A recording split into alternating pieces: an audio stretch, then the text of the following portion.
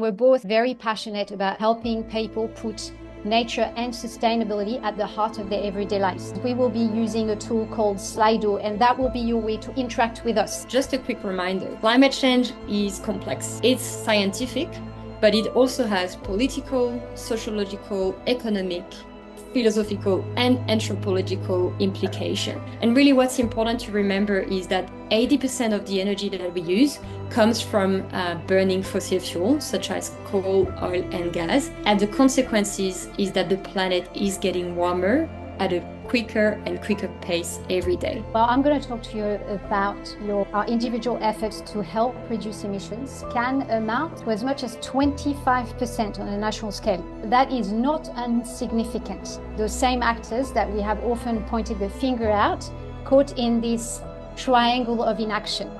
So the consumers are blaming the businesses are blaming the government, and etc. But the result of all of that is no one's moving. Everyone is waiting for the other person to move. I suggest that we try to work together to create a different type of triangle where we see a virtuous circle, where everyone leads by example and everyone inspire others to actually take their lead as well. Now, the average carbon footprint per person is 8 tons of CO2. And as you can see on the slide, there's a lot of disparity between each country.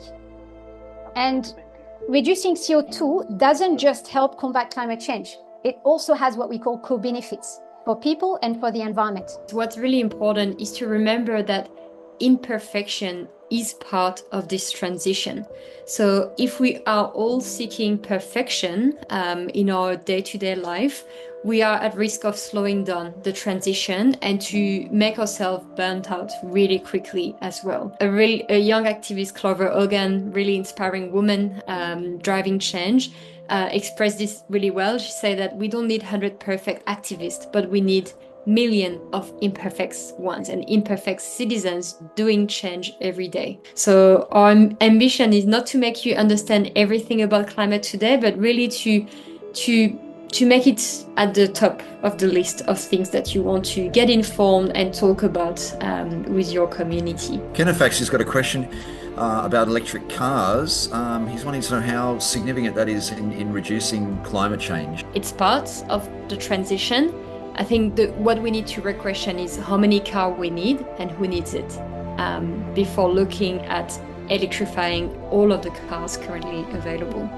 That would be the comments to kind of make people think about this transition. But Audrey, if you have anything else to add. Yeah, I would echo that. I would say, I think the real question we have to ask ourselves is it okay, given everything you've heard, to have one car by person?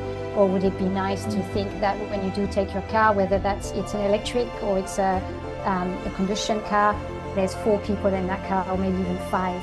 I'd like to think that we could think that way. And yes, of course, electrify whatever we have, but it's really about the lifestyles that we have in high-emitting countries that really need to be questioned. All of us have learned a lot, and I think it's very clearly that climate change affects every individual human being on Earth.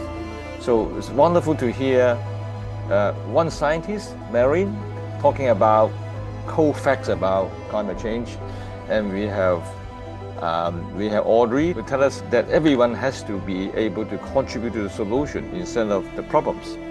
Place importance in advocacy and inspiring people to join the team, like many Rotarians here are actually solution provider. So it's not surprising that we have people coming from all corners of the world listening tonight, because everyone are concerned. Let us thank the 2 speakers, Mylene and Audrey, the usual Rotarian way, by clapping our hands.